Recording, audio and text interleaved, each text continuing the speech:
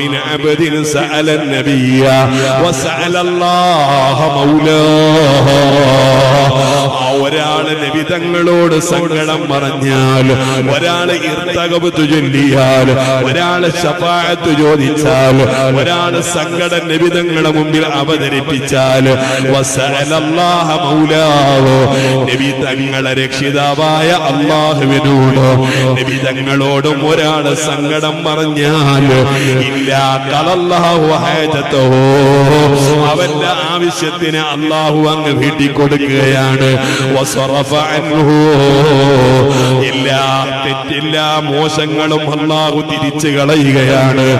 ഇൻദ സ്വലാത്തിഹി സ്വല്ലല്ലാഹു അലൈഹി വസല്ലം, നബി തങ്ങളുടെ പേരിലുള്ള സ്വലാത്ത് കൊണ്ട് സുബ്ഹാനല്ലാഹ് ഒരു പരീക്ഷണമല്ല, 70 നൗഅൻ മിനൽ ബലാ,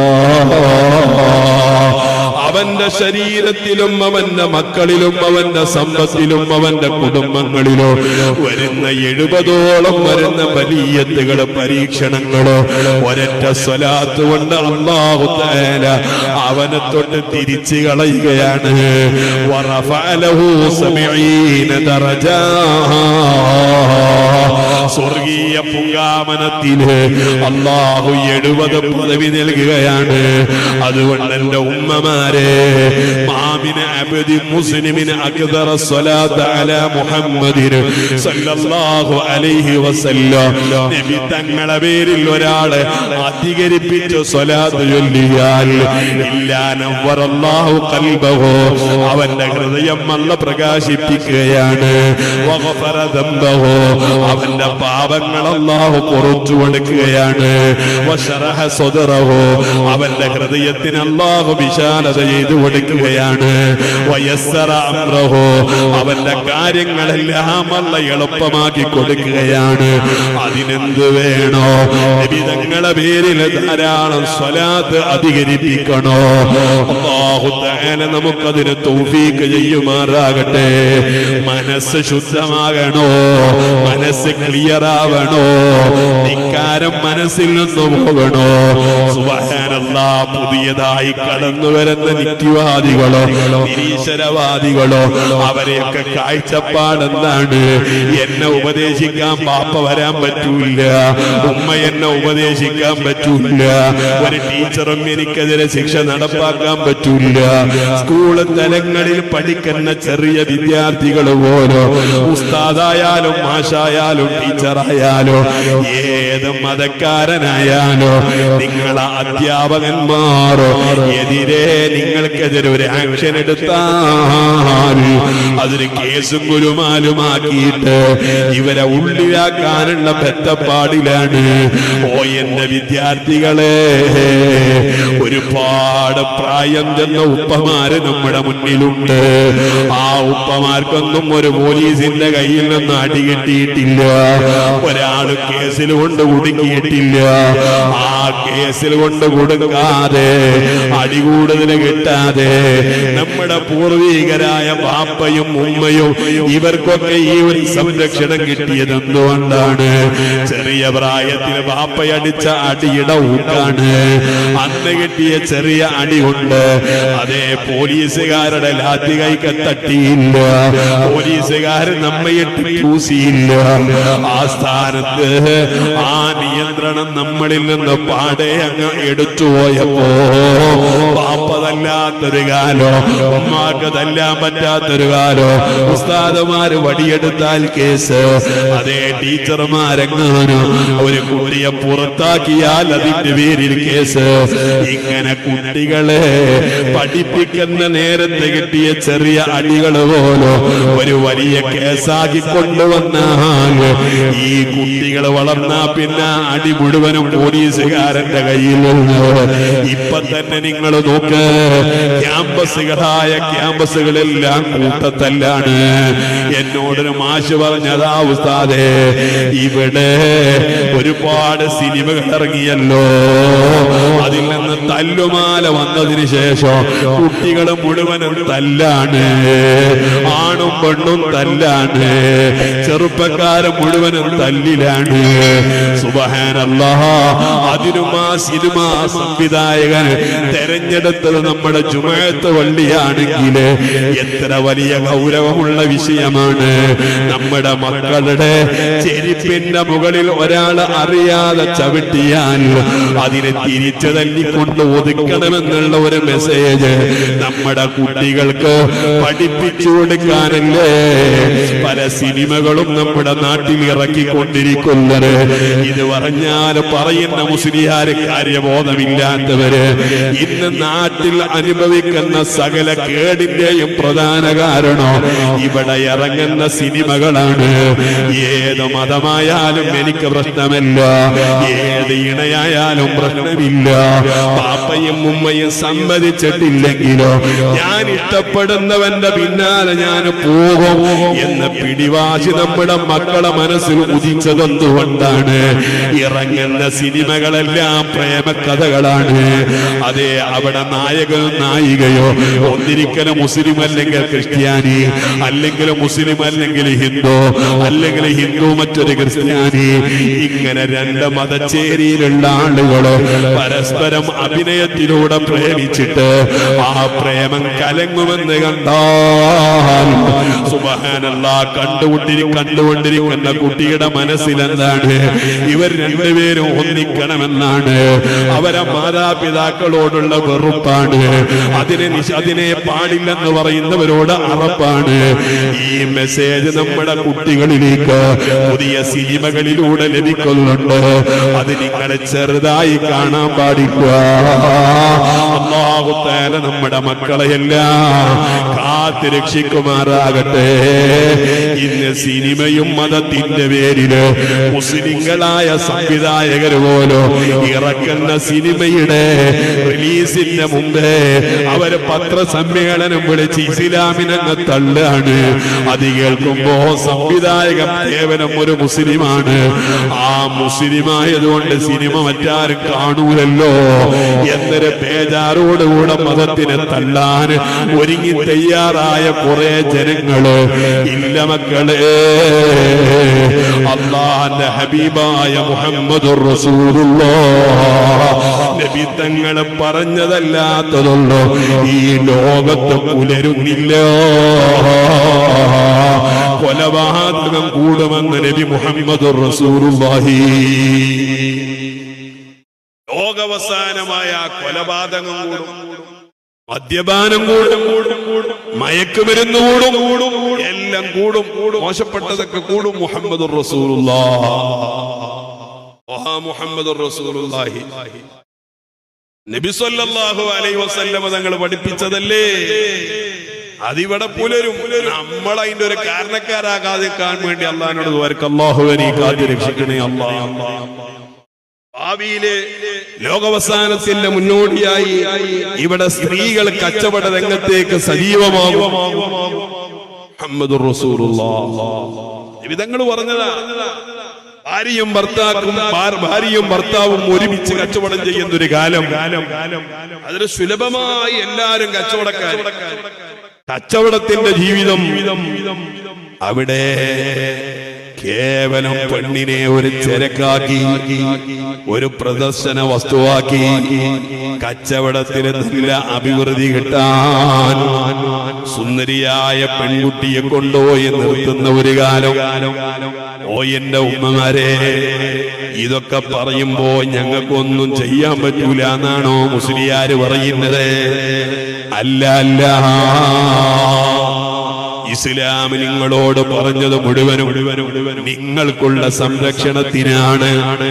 ഇന്നെന്തു പറഞ്ഞാൽ ഒരു ചോദ്യമുണ്ട്. സുബ്ഹാനല്ലാഹ്, ഒരാണിന്റെ കയ്യെങ്ങാനും ഒരു പെൺകുട്ടി പിടിച്ചാൽ ആകാശം പൊളിഞ്ഞാടോ? ഒരേ ബെഞ്ചിൽ രണ്ടാളും പോയിരുന്നാൽ ആകാശം പൊളിഞ്ഞു വീഴുമോ? അങ്ങനെ നടന്നേല് കരുതിയിട്ട് എന്താണ്? ഓ എന്റെ പെങ്ങളെ, നിന്റെ മനസ്സ് ശുദ്ധമായിരിക്കോ? നിനക്കൊരാളെ കയ്യങ്ങ് പിടിച്ചെന്ന് കരുതിയിട്ട് ഒന്നും തോന്നുന്നില്ല. അവൻ നിന്റെ മടിയിൽ ഇരിക്കുമ്പോ നിനക്കൊന്നും വരാൻ പോകുന്നില്ല. നിന്റെ മനസ്സല്ല ആൺകുട്ടികളെ മനസ്സ്. നിന്റെ കൈ തൊടുമ്പോൾ അവർക്ക് നീ അറിയാത്തൊരു തരം തരിപ്പ് കയറുന്നുണ്ട് കേട്ടോ. ആ തരിപ്പിന് വേണ്ടി ആ യുക്തിവാദികൾ നിങ്ങൾ ഒരേ ബെഞ്ചിൽ ഇരിക്കണമെന്ന് പറയുന്നത്. അതിനാണ് ഒരേ ബസ് സ്റ്റോപ്പിലും മടിയിൽ ഇരിക്കുമ്പോൾ ഇതിന് സപ്പോർട്ട് കൊടുത്തത്. ഇങ്ങനെ അവസരം കാത്തിരിക്കുകയാണ്. ഒരാണിനെയും നീ വിശ്വസിക്കണ്ട. നിന്റെ ബാപ്പ പോരെ, നിന്റെ ഭർത്താവ് പോരെ, നിന്റെ ആങ്ങള പോരെ, അവരോടുകൂടെയായിരിക്കണം നിന്റെ ബന്ധങ്ങള്. കല്യാണം കഴിച്ചാലല്ലാതെ ഒരു പുരുഷനും നിന്റെ ശരീരം കാണാൻ പാടില്ല. അത് നിനക്കുള്ള സംരക്ഷണമാണ്. അല്ലാഹു തആല നമ്മുടെ സമുദായത്തിനെ കാത്ത് രക്ഷിക്കുമാറാകട്ടെ. അല്ലാഹുവേ, ഞങ്ങളെ പെൺമക്കളെ നീ സംരക്ഷിക്കണേ അല്ലാഹ്.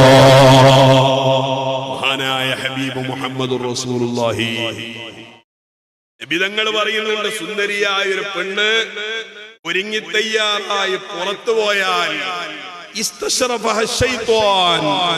അല്ലാഹു തആല ഹബീബായ നബിതങ്ങളിലൂടെ പഠിപ്പിക്കുകയാണ്, ഒരു പെണ്ണ് ഔറത്ത് മറയാതെ. ഔറത്ത് എന്ന് പറഞ്ഞാല് മുഖം ഔറത്താണ്, മുടി ഔറത്താണ്, മുൻ കൈകൾ ഔറത്താണ്.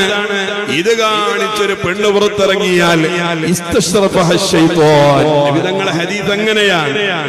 നെറ്റിക്ക് മുകളിൽ കൈവച്ചുകൊണ്ട് നോക്കുന്ന നോട്ടത്തിനാണ് ഇസ്തശ്റഫ എന്ന് പറയുന്നത്. അവരെ തുറപ്പിച്ചു. ആരാ നോക്കുന്നത്? അശ്ശൈത്വാൻ, പിശാച് നോക്കും. ഏതാണ് ഈ പിശാച്? മിനൽ ജിന്നത്തി വന്നാസ് അജ്മഈൻ. മിനൽ ജിന്നത്തി വന്നാസ്, ജനങ്ങളിലും മനുഷ്യന്മാരെ കൂട്ടത്തിലും ഈ പിശാചുക്കളുണ്ട്, ജിന്നുകളെ കൂട്ടത്തിലുമുണ്ട്. അതുകൊണ്ട് ആരെ മുന്നിലേക്കും കേറി അങ്ങ് ചെല്ലാൻ നിൽക്കണ്ട. അത് നിനക്ക് അപകടമാണ്. അല്ലാഹു തആല കാത്ത് രക്ഷിക്കുമാറാകട്ടെ. കാക്കട്ടെ. ആണിനും പെണ്ണിനും തുല്യാവകാശം. ഇവിടെ ആരാണ്, ഏത് പാർലമെന്റിലാണ് തുല്യാവകാശം കൊടുത്തത്? ഇസ്ലാമിനെ കരിവാരിത്തേക്കാൻ ചാനലുകളെല്ലാം അവർ ചർച്ചക്കിടുമ്പോൾ ഇസ്ലാം മുസ്ലിം സ്ത്രീകളെ ഒറ്റക്കാക്കുന്നു, ഒറ്റപ്പെടുത്തുന്നു എന്ന് പറഞ്ഞ ആളുകളൊക്കെ അവർക്കുണ്ടല്ലോ സംഘടനകൾ. ഒരു സംഘടനയിലും പകുതി എന്ന രൂപത്തിൽ വന്നിട്ടില്ല. നമ്മളെ കേരള സർക്കാരിന്റെ പാർലമെന്റിലേക്ക് നോക്കി, വനിതകളുടെ സ്ത്രീകളുടെ പ്രാതിനിധ്യം എത്രയാണ്? ഇതൊക്കെ ഒരു ഷോപ്പിംഗ് മാത്ര. അല്ലാഹു തആല നമ്മളെ ഉമ്മാർക്കൊക്കെ നല്ല ബോധം കൊടുക്കട്ടെ. ഉമ്മാരെ, നിങ്ങൾ പഠിക്കണം മുഴുവനും. ഞാൻ ആ വിഷയം നീട്ടിപ്പരത്തി പറയുകയല്ല. ആരംഭ ഹബീബായ മുഹമ്മദുർ റസൂലുള്ളാഹി. ഓ മുഹമ്മദുർ റസൂലുള്ളാഹി നബി സല്ലല്ലാഹു അലൈഹി വസല്ലമ തങ്ങൾ നമ്മളോട് ഉപദേശിച്ചതെല്ലാം ഇരുലോകത്തും വിജയിക്കാനുള്ള മാർഗങ്ങളാണ്. ആ ഹബീബായ തങ്ങളെ മഹബത്ത് വെച്ചോളണം. അവിടുന്ന് പറഞ്ഞത് അനുസരിച്ചോളണം. അവിടത്തെ പേരിൽ ധാരാളം സ്വലാത്ത് ചൊല്ലിക്കോളണം. ബഹുമാനപ്പെട്ട അബൂബക്കറിന് സിദ്ദീഖ് റളിയല്ലാഹു അൻഹു പറഞ്ഞതുപോലെ അസ്സലാത്തു അലർ റസൂൽ, നബി തങ്ങളുടെ പേരിലുള്ള സ്വലാത്ത് ഉണ്ടല്ലോ, അംഹഖുൽ ദുനൂബ് മിനൽ മാഇൽ ബാരിദി ലിന്നാരിൽ ഹമിയാ. കത്തിയാളുന്ന തീരെ തണുത്ത വെള്ളം കൊണ്ട് എങ്ങനെയാണോ ശമിപ്പിക്കാൻ കഴിയുന്നത്, കെടുത്തിക്കളയാൻ കഴിയുന്നത്, ഇതുപോലെ നമ്മുടെ ജീവിതത്തിൽ വന്നുപോയ പാപങ്ങളെ മായ്ക്കാനുള്ള ഒരു മാർഗമാണ് മുഹമ്മദ് റസൂലുള്ളാഹി സ്വല്ലല്ലാഹു അലൈഹി വസല്ലമ തങ്ങളുടെ പേരിലുള്ള സ്വലാത്ത്. മഹാനായ അബൂബക്കർ തങ്ങൾ പറയാണ്, ഓ എന്റെ ഉമ്മമാരെ, നമ്മളൊരു മജ്‌ലിസിൽ ഇരുന്ന് എണീക്കുമ്പോൾ അവിടെ സ്വലാത്ത് ചൊല്ലാനുണ്ട് കേട്ടോ. ഒരാൾ ഇരിക്കുന്ന സ്ഥലത്ത് നിന്ന് നിൽക്കുന്ന സ്ഥലത്ത് നിന്ന് ഇരുന്നാൽ അവിടെ ഒരു സ്വലാത്ത് ചൊല്ലിയാൽ അതേ റസൂലുള്ള തന്നെ പറയട്ടെ, മൻ ഖാല അല്ലാഹുമ്മ സ്വല്ലി അലാ മുഹമ്മദിൻ വഅലാ ആലി മുഹമ്മദിൻ വകാന ഖായിദാ. ഒരാൾ ഇരിക്കുന്ന സ്ഥലത്ത് നിന്ന് എണീക്കുമ്പോൾ അല്ലാഹുമ്മ സ്വല്ലി അലാ മുഹമ്മദിൻ വഅലാ ആലി മുഹമ്മദിൻ എന്നൊരു തവണ ചൊല്ലിയാൽ ഗുഫറ ലഹു ഖബ്ല അൻ യഖൂമ. എണീക്കുന്നതിന് മുമ്പേ അല്ലാഹു തആല അവന്റെ ദോഷങ്ങൾ പൊറുക്കുമെന്ന് നബി മുഹമ്മദുർ റസൂലുള്ളാഹി. ദോഷങ്ങൾ പൊറുക്കാൻ ഇരിക്കുന്ന സ്ഥലത്തുനിന്ന് ഇരിക്കുന്ന സമയത്ത് ഇരുന്നോടത്തുനിന്ന് എണീക്കുമ്പോൾ അല്ലാഹുമ്മ സ്വല്ലി അലാ മുഹമ്മദിൻ വഅലാ ആലി മുഹമ്മദിൻ എന്ന് സ്വലാത്ത് ചൊല്ലിയിട്ട് ഒരാൾ എണീച്ചാൽ അവന്റെ ദോഷങ്ങൾ, ചെറുദോഷങ്ങളൊക്കെ അല്ലാഹു പുറത്തു കൊടുക്കും. ഇനിയോ വഇൻ കാന ഖായിമാ, അവൻ നിലവിൽ എണീറ്റ് നിൽക്കുന്നവനാണ്. എണീറ്റ് നിൽക്കുന്നവനൊരു സീറ്റ് കിട്ടിയാൽ ആ ഇരിക്കുന്നതിന് മുമ്പ് അവന് സ്വലാത്ത് ചൊല്ലിയിട്ടങ്ങി ഇരുന്നാൽ ഇരിപ്പിടത്തിലേക്ക് അവൻ എത്തുന്നതിന് മുമ്പായി അല്ലാഹു തആല അവന്റെ ദോഷങ്ങൾ പുറത്തു കൊടുക്കും. സുബ്ഹാനല്ലാഹി ജല്ല ജലാലുഹു. പാപങ്ങളെ ചെയ്യാത്ത ഒരാളുമില്ല. ഏത് മനുഷ്യനും പാപം വരും. ഞാനും നിങ്ങളൊക്കെ മനുഷ്യന്മാരാണ്. അല്ലാഹുവേ ഞങ്ങളെ നന്നാക്കണേ അല്ലാഹ്. ഒരു മുസ്ലിയാരും ദോഷത്തിൽ നിന്ന് കാക്കപ്പെട്ടവരല്ല. ഒരു തങ്ങളും കാക്കപ്പെട്ടവനല്ല. ഒരു ഖാദിയാരും രക്ഷപ്പെട്ടവനല്ല. കുല്ലുബന ആദമ ഖത്താ. മനുഷ്യരാണോ തെറ്റു വന്നു പോകും. വഖൈറുൽ ഖത്തായീന അത്തവ്വാബൂൻ. വന്നുപോയ തെറ്റിന്റെ പേരിൽ പാപമോചനം നടത്തുന്നവരാണ് അല്ലാഹുവിന്റെ അടുക്കൽ വലിയ ഉത്തമനെന്ന് നബി സല്ലല്ലാഹു അലൈഹി വസല്ലം പറഞ്ഞവരാണ്. ഓ എന്റെ ഉമ്മമാരെ, ഇവിടെ പാപം ചെയ്യാത്തവരായിട്ടില്ല, പാപമില്ലാത്തവർ വന്നവരായിട്ടില്ല. നിബിതങ്ങളാകുന്ന ഹബീബായ നിബിതങ്ങളടക്കമുള്ള അമ്പിയാക്കള് അവര് മഹ്ഫൂദീങ്ങളാണ്, അവര് മഅ്സൂമീങ്ങളാണ്. എന്ന പോലെ അല്ലാഹുവിന്റെ മുഖർറബുകളായ ഔലിയാക്കള് അവര് മഹ്ഫൂദീങ്ങളാണ്. അല്ലാത്തവരെ ഭാഗത്തുനിന്നൊക്കെ തെറ്റുപറ്റും കേട്ടോ. ഈ പറയുന്ന ഞാൻ തെറ്റിൽ നിന്ന് മുക്തനല്ല. എന്റെ മുമ്പിലിരിക്കുന്ന നിങ്ങളും മുക്തരല്ല. സഹജമായി പല തെറ്റുകളും ചെയ്തവരാണ്. പൊറുപ്പിക്കാൻ ഒരു മാർഗം നബിതങ്ങൾ പറയാണ്. ഹബീബായ നബിതങ്ങളെ പേരിൽ സ്വലാത്ത് ചൊല്ലലാണ്. ഈ ഞങ്ങളെ പാപങ്ങൾ പൊറുപ്പിച്ചിട്ടല്ലാതെ മരിപ്പിക്കല്ല അല്ലാഹ്.